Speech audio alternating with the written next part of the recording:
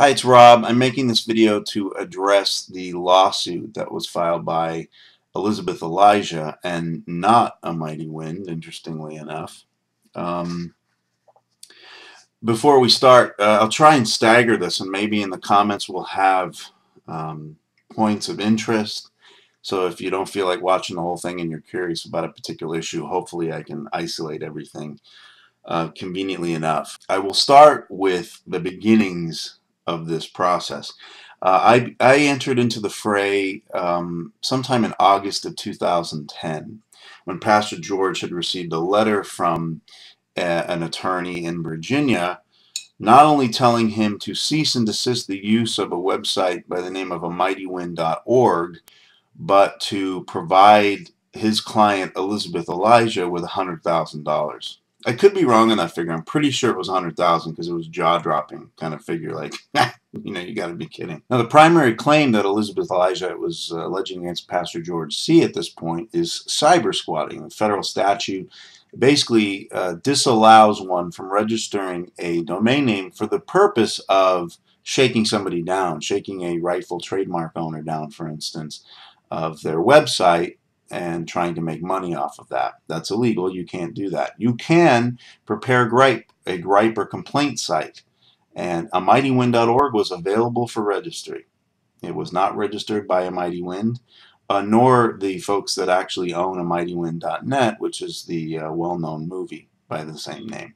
After discussion with Pastor George, we sent a letter to the attorney saying, essentially, there's no money that's going to be paid. This is ridiculous, but we're prepared for a simple website swap because, conveniently enough, your client, this is Elisabeth Elijah, had registered domains in the name of Pastor George.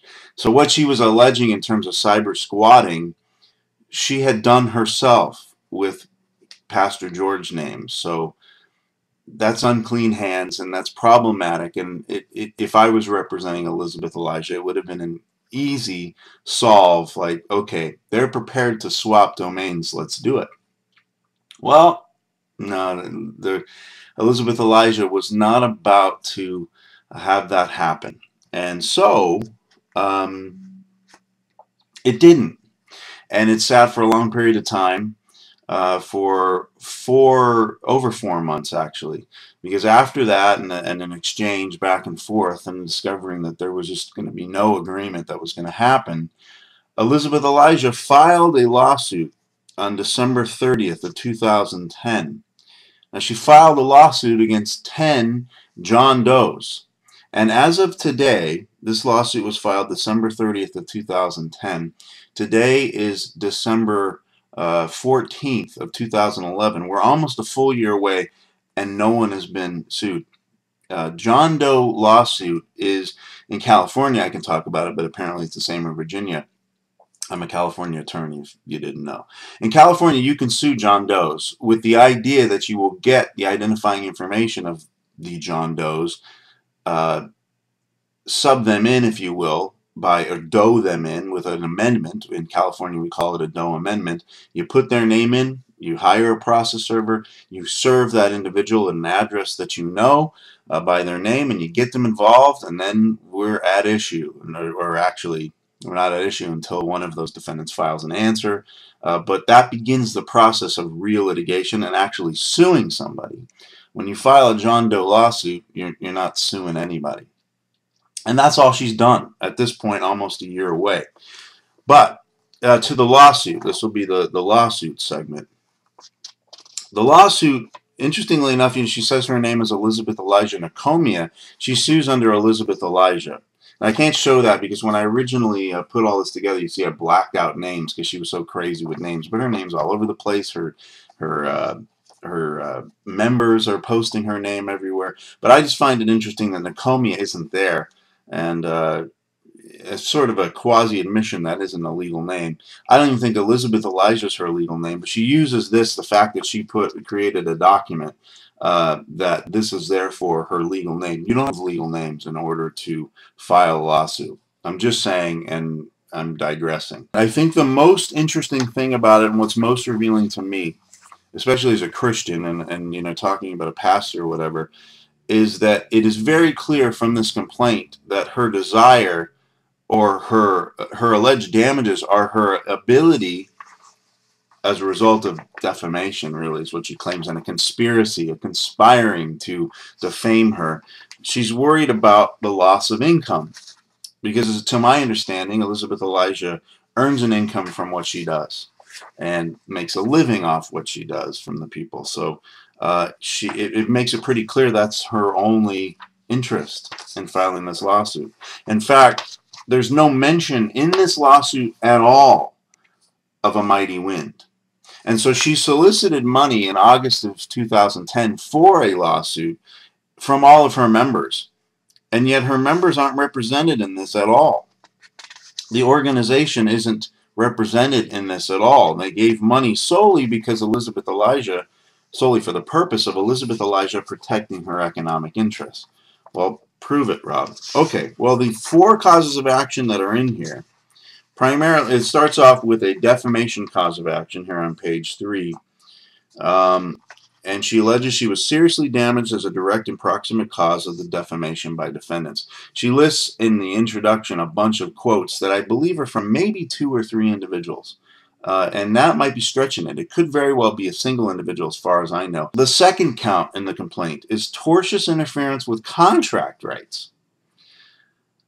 Defendants knew of the existence of multiple contractual relationships between Elijah and her members, affiliates, and donors. She has contracts with them. That's interesting, like donor contracts. And through the misconduct alleged herein, so far defamation, intentionally and materially induced, the defendants intentionally and materially induced Elijah's members, and that's kind of interesting, Elijah's members, not like Amightywind members, affiliates and donors, to end their contractual relationship with Elijah. So apparently there have been members, affiliates, and donors that have ended their contractual relationships with Elijah. Contractual?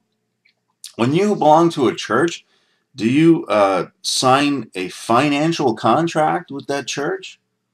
There's a financial contract potentially with God, but let's say you do sign it with the church. Do you sign it with the pastor? This is what the pastor's alleging, that her contracts, her loss of finances through her contracts with members, affiliates, and donors, not Amightywind. Again, pretty interesting, and I would say revealing. And she continues that she's been seriously damaged as a result. Of course, that's financial damage. Count 3, tortious interference with business expectancies. Defendants knew that Elijah had a reasonable expectation of entering into valid business relationships with new members, affiliates, and donors. Business relationships with the probability of future economic benefit to Elijah. I'll repeat, with the probability of future economic benefit to Elijah.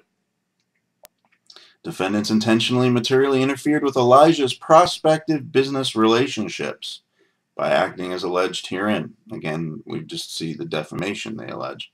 Elijah has been seriously damaged as a direct and proximate cause of this tortious interference with prospective business relationships. That's the 3rd count.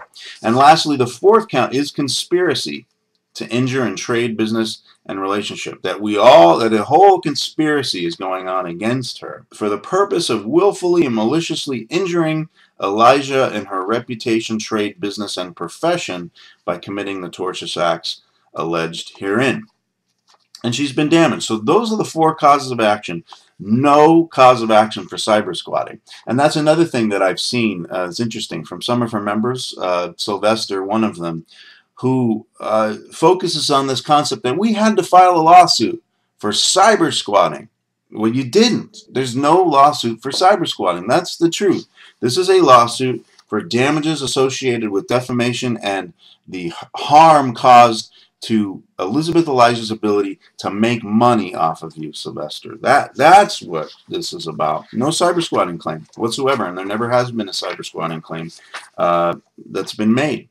And so the prayer of relief occurs, and she's asking for an award of compensatory damages in the amount of $49,000. I don't know what happened to the $100,000 figure that they originally put in, but again, I guess that would include what's coming up, which is the award of treble damages, which is what they want, which is an exemplary damage, I guess, something statutory, and an allegation of punitive damages. So they want to get a huge sum to penalize all those that she is alleging hurt her. An award of attorney's fees and court costs she wants, and such other relief as the court deems just and proper. And Elijah demands a trial by jury. That would be fun.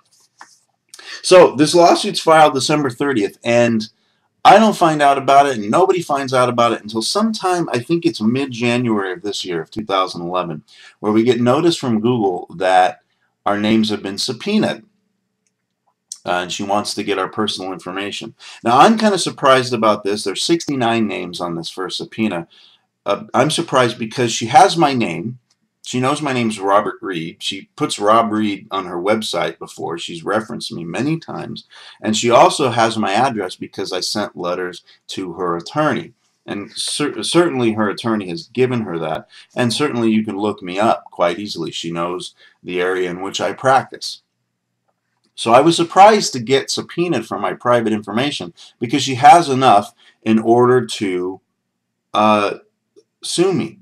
That's all you need, is you need just a name and you need an address to serve the person with the lawsuit, and that begins the process, which planted in my head that this lady has no desire to truly sue anybody. She wants to harass people, and she wants to get private information so she can reveal those things, the private information, drop docs on not only YouTube potentially, but I think she got smarter with that, but to actually have a website. And ultimately that's what's gone on. UnityGathering.org is a website clearly sponsored by Amightywind. It's Amightywind is all over the place, so it's therefore sponsored by Elisabeth Elijah, and certainly she knows about it. And there are personal names on there, and that's what it's designed. That's what she wanted to get out of this. Now, she got very mad because we fought it and we won, and I need to explain that whole process and why that happened. So the 69 users are subpoenaed, and when I'm on there, you know, and I realize that this is, in my opinion, a malicious, abusive process. She has my information already. What she clearly didn't tell her attorney was that I was an attorney and that she was putting on this list an attorney, and all I needed to do was fight it, and if I contested and filed something, certainly I could show that to people that are on the other 68 people that are on this list. And if they want to copy it almost verbatim, but change the thing so it relates to them, then they're more than welcome to do that. And so she basically created a situation where everyone would get free legal advice. I had no means. I certainly can't represent people outside the state of California. So I sat there at the computer, and not knowing Virginia law because I'm a California attorney, didn't know really where to start other than let's make it cheap and go to Google. So I type into Google. Let me see if I can do it now. I'm going to type in subpoenaing anonymous user information in Virginia. Something like that is what I typed in. And it didn't take very long. I'm looking right now, and it's the very third link that I get. But I got it within 3 minutes. I mean, not even. It was just typing it once, and I found the statute in Virginia. And it's 8.01-407.1, which clearly says in the heading, identity of persons communicating anonymously over the internet. I'm not going to get too much in the legalese of this because this could be a very long video. We're already 15 minutes in. That the identity of persons communicating anonymously over the internet, fortunately, Virginia has some requirements. And I discovered that the requirements are that at least 30 days before the request for information from the company organization being subpoenaed, in this case it was just Google, the plaintiff must supply the court and the person being subpoenaed, in this case Google, with the information that ties in the anonymous usernames with alleged defamation or the alleged cause of action, the alleged point in which there's damage, and on YouTube it would be a defamation claim, certainly. So they didn't do that. She didn't do that. Her attorney didn't do that. And it was strange for me because it took me less than 3 minutes to find the statute. The statute's very clear. It's a very simple process. And so again, planted in my head it appeared, in my opinion, to be entirely a system of harassment, an abusive process designed to scare people, because there was no way the Virginia court was going to grant the subpoena on its face. Google is not going to respond to a subpoena like this just willy-nilly. They're going to require a court order. So you have to go in, and the attorney for Elisabeth Elijah would have had to gone into court to get a formal order from the court requiring Google to comply. And so I objected to that original subpoena, and I put up a copy of it, and a bunch of other people objected as well. And then all of a sudden, a new subpoena comes out in March. So there was no, like, we didn't find out the subpoena was thrown out. It just, they went and started fresh. This segment will be the new subpoena. And so, starting fresh, they must have put 69 names again. No, they added names. New names were put on there. My name was removed with the statement from the attorney, something to the effect of, we already got what we want from you. It's like, well, you already had what you want from me, because I responded with my name and my address and, you know, my signature and everything in the opposition I put on there, because they already had that information. But then he, you know, it was an intimidation factor as far as I saw, because he wanted to say, well, we got what we wanted from you. Okay. So I'm no longer on this list, but they add a bunch of people, and there are over 110 names. I think the names were probably about 130. It was pretty close to double of what she put on the original subpoena. This time, and here's the secondary subpoena right here with the 110 plus names. This time they filed a memorandum. And so I'm like, all right, here we go. We got some stuff now, so I'm sure now that we've let Elisabeth Elijah and her attorney know that we're not going to just roll over, that you got to comply with the law. Well, by its face, it looks like that he did. You'll see that we've got a nice-looking memorandum of law in support of plaintiff's subpoena to google.com/YouTube, pursuant to Virginia Code Section 8.01407.1. So he cites the statute that he apparently didn't know about. And so this memorandum, I get a copy from the court. I was able to request a copy. It came in, and it was filed on February 9th of 2011. And sometime after, I think it was in late March, March 18th, the Google was supposed to comply. So in getting this copy, I noticed that on its face, it looked like, okay, interesting. I'm reading it. There's some new names that are put in the memorandum. Lacey Bunny's mentioned, exposed cults, Elisabeth, Nicomia, Faith in Christ 777, Memphis Biker, Red Smoky, Sharon Sobchak, and Tiski 1975. So she's throwing out some names. She uses the same quotes that she used in the complaint, or some of them. Again, not at this point, not addressing who they're from. And then there's an attachment, Exhibit A. Now this will be the Exhibit A section of this. And in looking at Exhibit A, there are 9 users. It starts out with Donnie, a handsome face, Donnie. It starts off with Donnie, 71954. And it just has a picture of Amightywind attacks. It doesn't have any reference to Elisabeth Elijah whatsoever, and she's the one in the lawsuit. Amightywind isn't mentioned in the lawsuit, so Amightywind attacks, maybe a defamation claim against Amightywind, but not Elisabeth Elijah based on this. Interfering with her prospective business relationships necessarily. I mean, put Amightywind in the complaint. Then we've got some comments from some users with no mention. There's talking about, during dumping her former website manager in a gasoline station. Who's her? It doesn't mention Elisabeth. There's no proof this is relating to Elisabeth. And more comments. Just comments with no mention. Here's a mention of Elisabeth, but certainly not Elisabeth Elijah. And just comments. And then more screenshots with Bridget Wilson reveals the truth about the false Amightywind prophetess. I guess that relates to her, the false Amightywind prophetess. And one of the interesting things for me on this is, I'm moving over to another one. Here's one. This is from Nicomia False Prophet they put up there. And the graphic they put up there, you can probably reason. I also have seen the movie about Pastor George C. where he is accused of being a sexual pervert. They're making Pastor George C.'s defamation claim for him. They've called him pedophile and a number of things. And so in their exhibit, they're like pointing this out to the court. You know, this would be fun in front of a jury sitting there going, wow.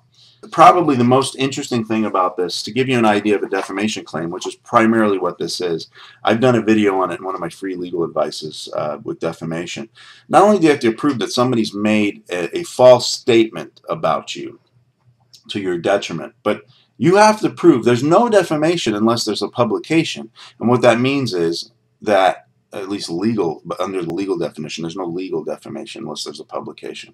What that means is it has to be seen. It has to be published. People have to get it in order to, you know, if I just shout out something and say, John Doe is an idiot, and I'm not filmed and nothing, nobody sees it, John Doe has a defamation claim, in theory, I guess. I called him an idiot, but nobody heard it, okay? If a tree falls in the forest, if a slanderer slanders in the forest, is there defamation and no one's around? No. See, that's the analogy.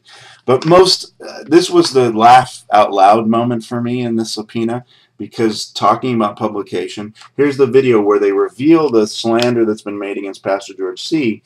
And in trying to get here Nakomi, a false prophet, accused with defamation, and this is the proof why we have to get Nakomi, a false prophet's private information. Look at the number of views. You see?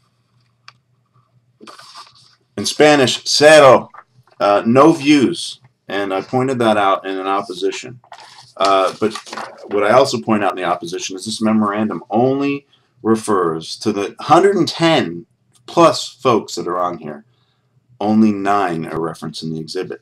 So once again, the plaintiff and her attorney failed to comply with the law. They filed they went through the motions of doing a memorandum that arguably only would have worked for 9 folks. And what made it worse was that when I filed an opposition, a bunch of folks filed an opposition again. When we filed an opposition, then the plaintiff's attorney filed a notice and motion to overrule objections and to enforce the subpoena, which was set Friday, April 22nd, 2011. And you look at the proof of service, and they have the proof of service where they send it to me, and that's okay. I'm not on the subpoena list anymore, so they have my private information and prove it. But what was bothersome was there were some individuals that they had an address for, and they had a name. In the instance of Donnie that I showed you already, they had his last name, and they had his address at the time, where they could have easily, if they intended on serving a lawsuit on Donnie, could have done so. But they didn't. The interesting thing for me as well, and it might be interesting for you, is that Pastor George C. was not on the first subpoena. The one who they allege is sort of the ringleader of this whole thing, Pastor George C. was not on the first subpoena. He was put on the second subpoena.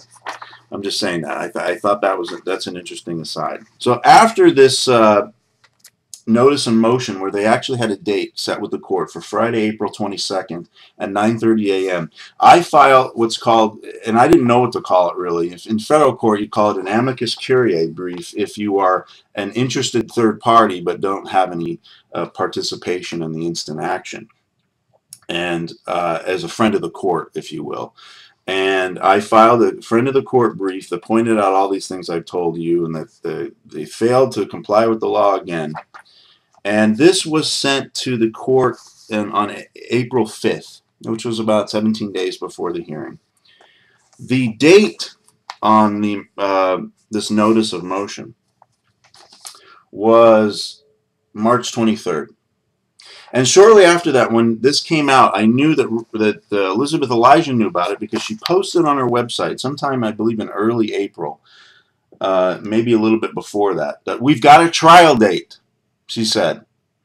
And that, again, was designed to scare, because a trial's scary, and people are going, I'm getting sued, and there's a trial date. There was no trial date. It was a hearing date and it was a motion on the subpoena. Nobody has been sued at this point, and as of today, no one's been sued. There's no trial date. It was a hearing date. She knew full well about it. And then what happens after I send my amicus curiae brief, she comes out on her website saying, oh, children, her children, she calls them children, she's mama, or what, I don't remember what she said, but she came out with an excuse. We just discovered that this hearing is to occur during the Passover. They knew full well. She didn't know a month before when the Passover was. It's like their whole movement is Hebrew roots. She knew exactly when Passover was. I'm sure she was preparing. It was, at least as far as I can tell, the fact that her attorney came back, an attorney that she's paid a lot of money to, according to her, and said, look, we're going to get destroyed in this thing. We're going to have to probably do it again. And I don't know what happened at that point. All I know is ever since, after she said, oh, we have to change the date, I received a letter from her attorney indicating that the hearing date is off. I didn't know exactly what that meant, because if it's off and it's been continued, it means, all right, they don't need to file a new motion. The motion's still on the docs. It's still on the calendar, and so I need to find out when it was continued. I called the court. The court said it's completely been removed, so they would have to file a new motion. So what it looked like to me was it was going to be subpoena round 3. Well, we're still waiting. And that's the status. The status of the case right now is that we're still waiting. The case number in Virginia, in the Circuit Court of Henrico County, that's Henrico, case number CL103757, is still pending. And there's been the last action, I just found out the other day. I called the court to see what's going on. The very last activity in the court file was the filing of my amicus curiae friend of the court brief around April 5th is when I sent it. That's the last activity on this case. Appears that the case has just been dropped. Elisabeth Elijah has indicated many times on her website that she's seeking a private investigator. And so clearly, I think that the case is probably, I don't know if this video will inspire her and anger her to go on and move on. I will say, and this is directed at Elisabeth Elijah and not even Amightywind, because you guys have nothing to do with this, that I would like nothing more than Elisabeth Elijah to sue me, to serve me with a lawsuit, because then I would be able to get information on where she's located and will be able to countersue her for defamation for all that she's done, all of the claims that she and her members have made against me, and I can't find them. So I will be able to find them through this process, and that will be the benefit. So I'm hoping that that's the case as it relates to me. The direct line for contact to the Circuit Court of Henrico County, and the case number first is CL10-3757. That's the case of Elisabeth Elijah versus John Doe's 1-10. The number is 804-501-5460, and you can always call for a status if you're wondering what's going on. I have spoken to a clerk there who's indicated to me that if there's a year's worth of inactivity, that the matter will be dismissed. In California, this case probably would have been dismissed already. There's a fast track system, so that's a shame with Virginia. But as of right now, I'm not even sure that she has an attorney that's active on the case. We are here now some 8 months later, and there's been no rescheduling. So the presumption is it's pretty much gone in the wind, and she's going to continue to spend her money with her minions, rather her minions spending their money to find information in order to harass and dock drop, at least as far as I can tell. So that's it. If you have any questions, certainly you can ask here. Let's do it publicly down here, so it could be for the benefit of all. And if it's something private, you can feel free to do that as well. But this is just blown in the wind. And sorry, this turned out to be a long video.